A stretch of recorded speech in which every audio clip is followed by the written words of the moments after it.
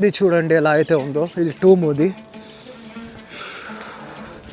ఒక్కొక్క దగ్గర ఒక్కొక్క యాంగిల్లో మీకు సినిమాటిక్ షార్ట్స్ కానీ ఫొటోస్ కానీ సూపర్ వస్తాయి. ఇక్కడ నాకు మాత్రం ఇది బాగా నచ్చేసింది, రెగిస్తాన్ స్క్వేర్ అనేది.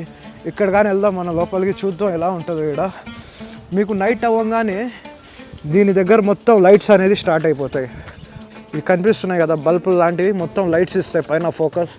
చూస్తున్నారా లైటింగ్? ఇక్కడ నైట్ అవ్వగానే ఇవి మొత్తం ఆన్ అయిపోతాయి. కనిపిస్తుంది కదా ఎట్టయితే ఉందో నైట్ టైంలో.